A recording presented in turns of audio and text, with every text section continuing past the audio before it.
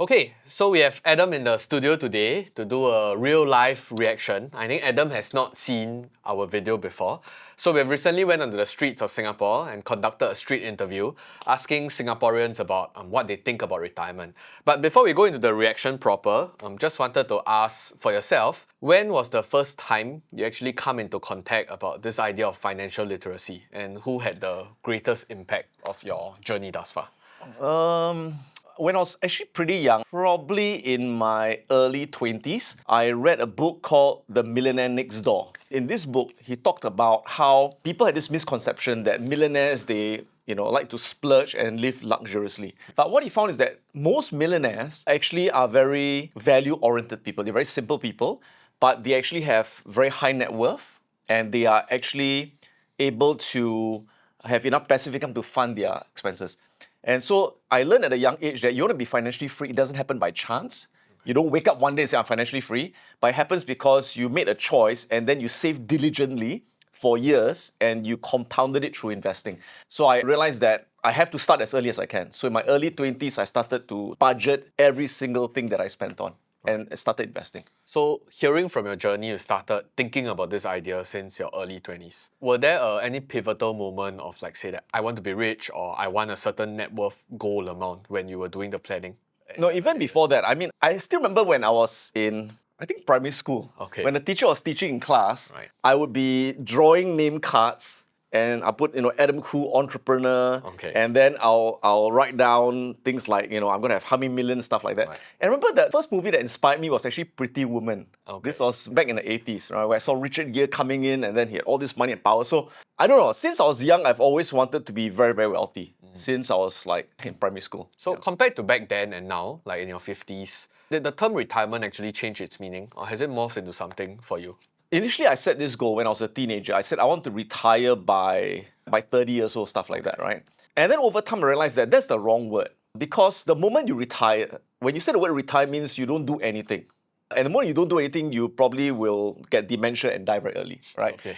You realize that the wealthiest people in the world, like Warren Buffett, he doesn't have to work for the rest of his life, but he still works really hard, like Mark Zuckerberg and Elon Musk. Why? Because they work because they enjoy doing what they do. So the word I don't like to use the word retirement, It's about being financially free.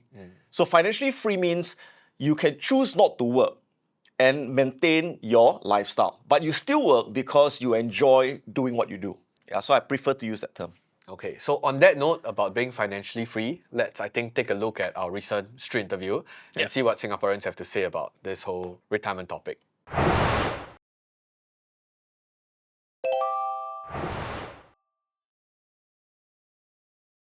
So maybe as a first question, right, just to share with our audience, currently what generation are you in? I'm from the 70s. I'm 29 this year. I'm technically Gen Z. Probably millennial. I'm not sure about generation. I'm 32 years old. I think you're in a millennial generation. Gen Z. Gen Z. 87 is which generation? So you're the millennial batch. Do you have an ideal retirement age that you wish to stop working? Ideal probably is 55 to 60. Maybe like 50 to 60, yeah. Maybe around 65. Age-wise, not really. I don't exactly have an ideal retirement age. I think as long as I can mess up a big pool of money that is comfortable enough for me to kind of fuel my lifestyle, then that's retirement to me. Hopefully 65. Is it because just conventionally everybody Conventionally. retires at 65? Yeah, maybe so. I wanted to jump in here and talk to you about this, right? I'm not too sure whether is this a doctrine or a conventional Got idea. brainwashed, Yes, 60, correct. 65, 60, 65. Exactly. Right? So Yeah. I just wanted to get your thoughts on this. Like, so we can see that this is definitely not scripted. So we really went on the streets and find random strangers, Yeah, right? yeah. Everybody's talking about like 50, 55, 60, 65. So what's your thoughts on the general psyche that we are being, oh, you must work from young, you get a good job, you study, and then after you work for the next 30 years, 50, 40 years of your life, and then, 65, you're supposed to retire. So I think a few things. So like I said, I think a lot of people have this wrong mindset that, retire means I don't have to work anymore and stuff like that. I think we need to have a different mindset. Like when people ask me, and when are you going to retire? My answer is never. I'm never going to retire because the moment I retire, I'm going to die. Right? My brain's going to die, right? I'm going to work to the rest of my life. In fact, my dream is to drop dead while talking to people, Okay. right? And not die on the hospital bed, right? I think the whole point is when you want to be financially free so that you can not worry about money anymore. so that you can do what you love without, again, having to do it because of money. And do you need to be 60, 65 to achieve that? It depends. So if you're like most people and you just earn a salary, okay, and you just put it into, let's say, the bank and just get the small bank interest, or you buy the normal kind of financial products, then yeah, you probably will take to that time to be financially free. But if you take charge of your own investments and you learn certain skills to generate much higher returns by learning how to, beat the market, then of course you can achieve it much earlier, in 40s or 50s or even earlier, which some of our students have done in the Piranha Profits community. A financial freedom age, but not a. Yeah, what about that? A financial freedom age? I think 40s is time that maybe you just start to build a family, and you need to spend more time with your family instead of career. So I think it's very important that it's a time frame that you don't want to miss out in your life. He's a very interesting guy that we interviewed as well. So he left quite an impression on me because a lot of people are building our careers, and when you build your career into your 40s and 50s, that tends to be kind of like a peak in terms of your earning power. But that's also usually when you have your first kid, second kid, you start to buy your house and your reno and things like that. Yeah. So I also wanted to get your opinion as well, that like in your 40s, how did you manage these two different competing, in that case, priorities? Still trying to do very well in your career and building your business, but at the same time as well on a lot of the other life goals as well. So I think he's talking about trade-off, that in your 40s, you want to spend time building your family and you don't have that much time to build your career. I think there's always a way to balance it. In a way, for myself, I started earlier because I got married at 26. I had my first kid at 29 and 30. So in my 40s, yeah, they were 11, 12 years old, and my business was already 12 years since I founded it. I've always found that there's always a way to balance it. We always have time. When people say they don't have time, no, right? Because they got time to watch TV, they got time to laze around, they got time to, hang around at the pub, So it's all a matter of priority. For myself, it's actually family has always been my number one priority, and career a very, very close second. So, but I don't waste time on anything else. So I don't waste time watching TV.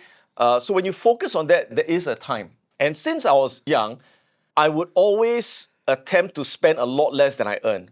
And at the start of every month, I would actually fill in my balance sheet, my personal balance sheet, my personal income statement. So I know exactly how much I'm spending, how much I'm saving.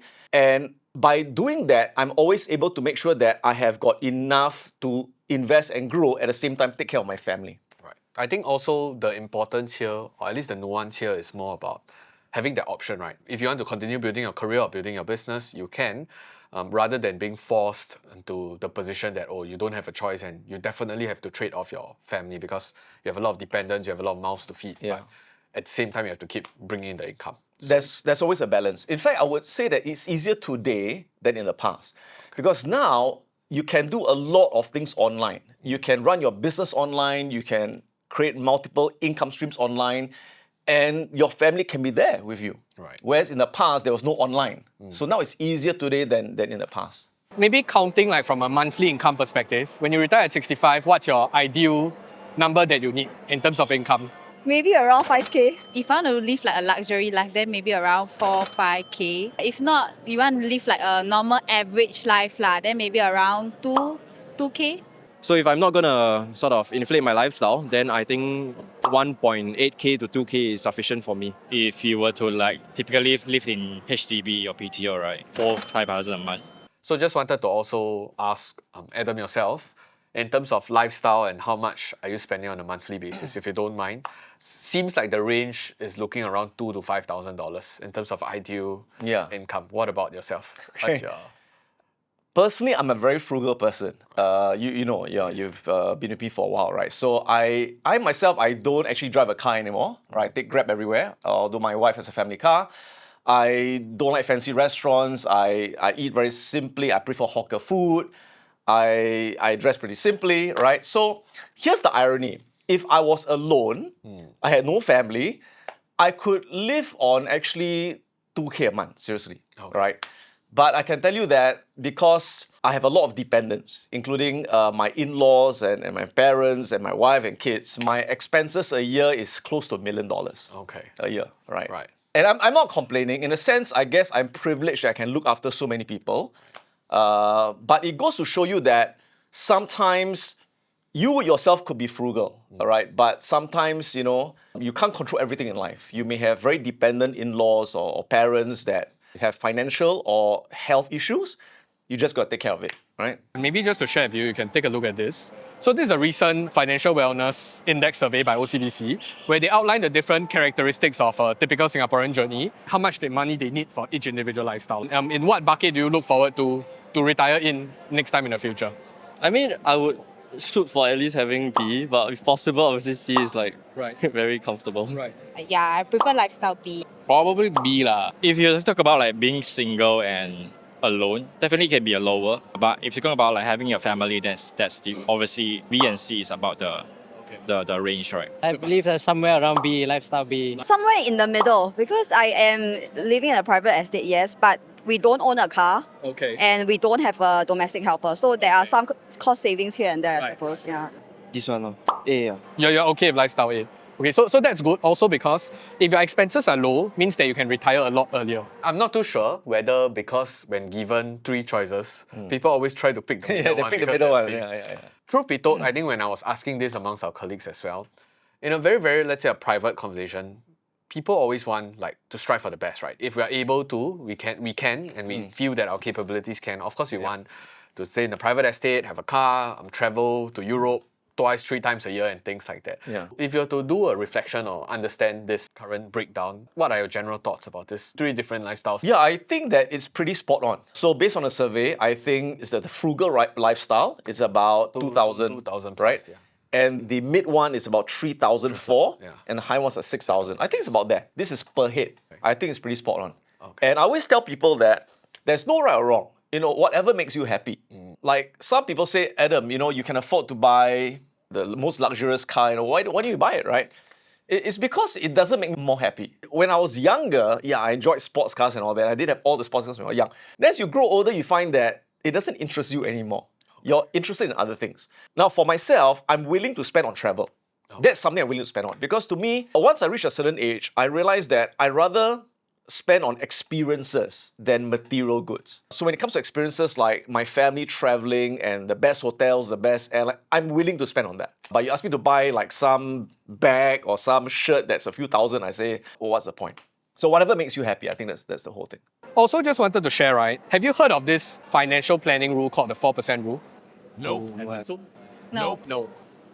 The long and short of it is basically like a retirement rule of thumb where the amount of capital you need to save up to generate a passive income at a 4% dividend yield kind of thing. So at a $5,000 number, right, do you want to hazard a guess? How much in terms of capital? No lah, I guess a lot. I don't even want to think about the number. Actually, I think it's closer to 1.5 million. So is that a big number? Of course, far from that. So to get a $3,000 per month kind of income, you want to guess how much money you need invested?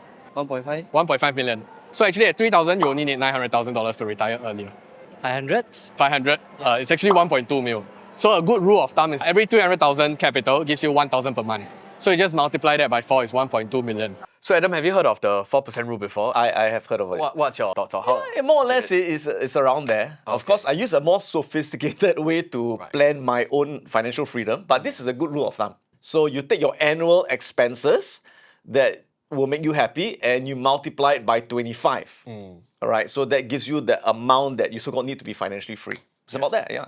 But have you also taken into account, or we had a previous discussion on this, right, about the idea of inflation and how much it will affect that final output number? Yeah.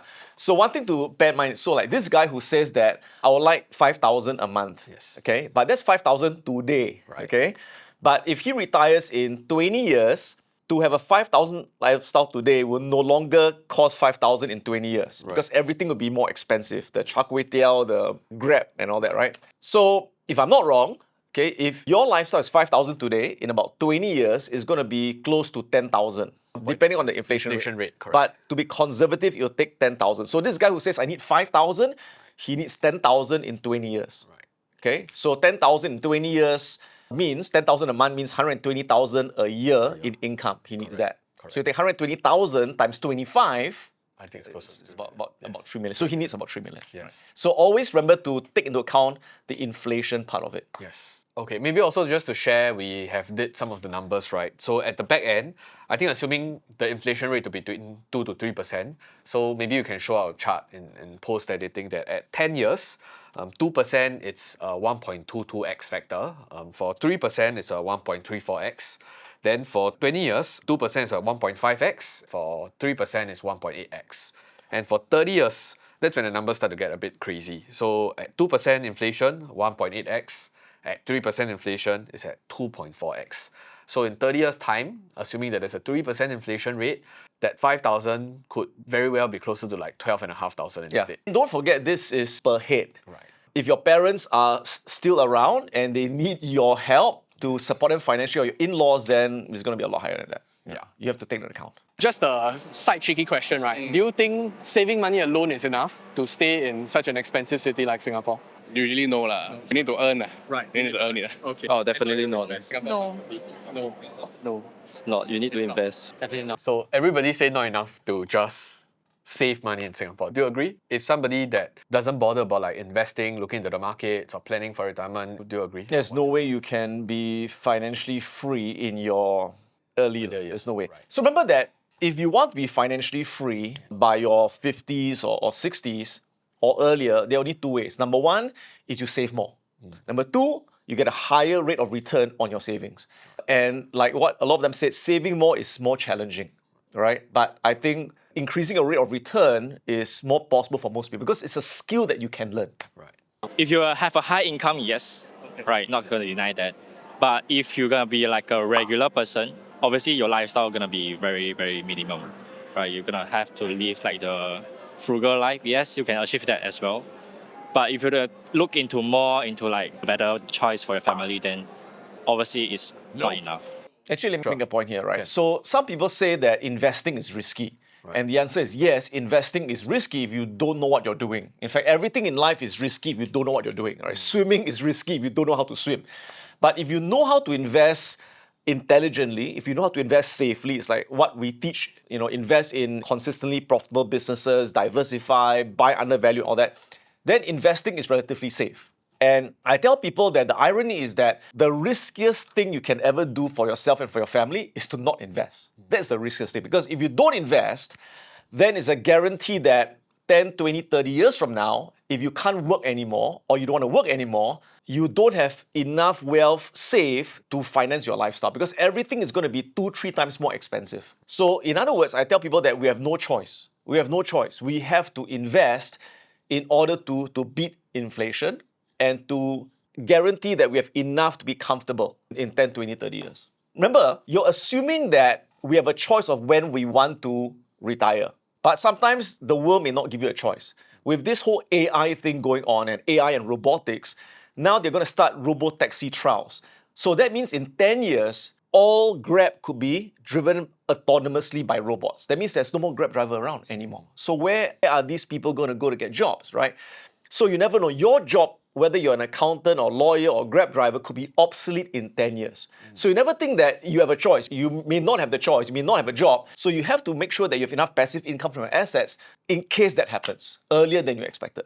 Do you mind sharing what are you, don't need numbers, just in general percentages, like how you're allocating your money, putting in the bank or bonds or things like that? T-bonds is probably investment, not so much for this year's, mostly in saving banks and fixed deposits. 50% of my income from part-time lah. Then 50% I split into my different bills and my own expenses lah. Okay. Right now, it's mainly all in equities. 50% of which is in US and 50% of which is in China to provide me different exposures. Right now, because I'm single and alone, right, and I have the risk appetite, so I'm heavy into stocks. I split between US and Singapore market. Okay. Then so Singapore is mainly for like safety, like dividend stuff. Then US market, I focus more on tech side, healthcare, finance, manufacturing. Eventually, yes lah. Because right now I can say like the BTO that I'm having right now, it's actually like an investment piece for me. I believe it will threefold the amount of how much I bought it for. So technically, that's an investment piece lah. Actually, this is a very interesting topic. Actually, there's a lot of discussions here. Maybe I have two prongs on how we approach this. Firstly, I wanted to get your general sensing or your idea that I think we do get quite a bit of data coming out from SingStat, which is the Singapore Department of Statistics. They talked about a lot about like the net worth computation or composition of Singaporeans. And a very large part, if I'm not wrong, roughly 30, 40 to even 50% of most of our net worth are tied up in our property. And then some of us maybe have some exposure in mostly bonds, a bit of equities here and there, a bit of other products, maybe like gold and things like that. Do you think there is an over concentration risk, especially like for the typical or general Singaporeans? Over concentration on property? Yeah, on property and not a lot of people having a lot of interest. I think very thankfully or fortunately, the people that we interviewed in this street interview, a lot of them do have interest in like the financial markets, they do have equities. But if I take a very, very bird's eye view on a general Singaporean, like a lot of their net worth is in property. Yes, they're tied in property. What's your view on this? Okay, so if you talk about concentration risk, I don't think there's a risk in the sense that the Singapore property market will collapse, right? So I don't think that's a risk, right? But I think, remember that the home that you own, that you live in, doesn't generate income for you because you're living in it. Of course, unless you rent out your rooms. But the property will increase in value over time. Now, some people would be very happy and say, oh, my property doubled and tripled. Now, does it mean anything? It doesn't mean anything unless you're willing to sell it and downgrade. Right. Then it means something, right? But if you say that I don't want to ever sell my house because I like my house, or I don't want to downgrade, then it doesn't matter how high it goes. Okay? So for myself, I'm very strict. When I compute my own net worth personally, I exclude the value of my property that I live in. I totally exclude it. Because I know that if I put it in, it makes me very happy because I bought my property like 25 years ago, and now it has, I think, like 6 or 7x. But I know that putting in that number is meaningless because I never want to sell it. And even if I sell it, I don't want to downgrade to something. So I have to buy something else with that same value. So if you remove that, then I guess it forces you to think that I have to build my net worth in more productive assets that generate income, or they increase through capital gain and I can sell it to lock in those gains. Actually, the second part of my question, you kind of already answered it. In a way, like I said, a lot of the discussions around Singapore property market being in a very upbeat cycle now. So a lot of very strong increase and very strong momentum. And even a lot of people in probably my age group, in the early 20s, late 20s, if they're able to ballot for a BTO number and then they get the balloting slot, it's almost kind of guaranteed, even though I know that that's not the general mantra the government wish to propagate, that, oh, you buy your BTO, you get a lottery effect and then you get a lot of money. But based on very safe assumption, usually you would at least 2x your initial capital because the housing price itself might double, but because the capital you put in after 5 years or 10 years of the MOP and then when you sell it, you usually will at least double or triple the capital. So that's how they generally get their first pot of gold in that sense. But a lot of times you forget that once you sell that BTO, then the typical Singaporean journey is to upgrade. So once they upgrade, they suck up all the capital again to go into the bigger product. And then they don't generate any yield or they can't extract any form of financing in that sense. That's why I remember that in banking, right? How do they calculate your net worth in banking? They exclude your residence. Right? So if someone a high net worth person, they never include your property. So last question from me, right? Do you look forward to any forms of passive income, or do you intend to build any sources for income to support your retirement in the future? Like passive income, like invest in property and then like get rental from there here and there. I actually tried something before, for passive income. It didn't work so well, so as of now, I'm taking the hiatus from it. So, yeah. But I'm still looking around, definitely. For sure. So like I mentioned, when I enter my late 40s, or maybe even now, I need to start thinking, right? Singapore offers sort of a lot of opportunities where, we can provide those sort of high dividend stocks as compared to the US market. So that's definitely something I will consider. Hopefully dividends. That is with, of course you need a sizable capital base to buy enough shares or bonds or whatnot. If not, then maybe Toto. Actually, some of them are pretty financially savvy. Some of them are. So maybe I think as we come to the end of the video, right, just wanted to wrap up this entire discussion. At the very tail end, we talked a lot about different sources of passive income. So you've got dividends, your investment property and whatnot. Wanted to hear, after you've been teaching for so long, for over like 30 years now, what's one of the biggest misconceptions that you have identified when you hear this term passive income? Okay, I think the biggest misconception is people say something is passive income, but it's not really passive. Okay, so for example, they think that stock trading is passive income. No, it's not passive, it's active because you have to actively be there to trade the stocks. Passive income is when The money comes to you whether or not you wake up in the morning. So it's totally passive, right? So what is totally passive would be investing in dividend stocks. That's totally passive. Investing in REITs, investing in bonds, investing in private credit. That is totally passive. Now, if you invest in real estate and you rent it out, yeah, in a way it's passive, but there's still a lot of work involved. For example, you have to go and get a tenant, you have to maintain the property. So it's partially passive but partially active. And that's one reason why I personally don't invest in real estate as a way of passive income. I'd rather it be totally passive where I don't have to do anything. So again, for most people, if they don't know how to manage their own money and they just get a very low rate of interest from the bank, then yeah, realistically, you probably can only be financially free in your 60s or beyond that, right? But if you're willing to put in the time and effort to learn how to invest in the right type of assets that can give you much higher yield. Like for me, my passive income portfolio yields on average at least about 6 to 7%.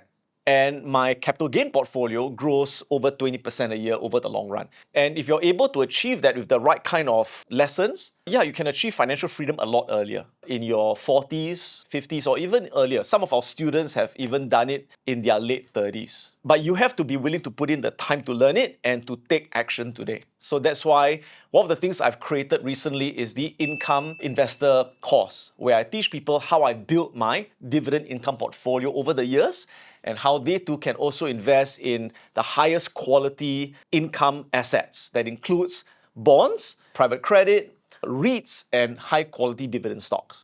So if you're interested to find out more about this Income Investor course that's newly launched, click on the link in the description box below to find out more.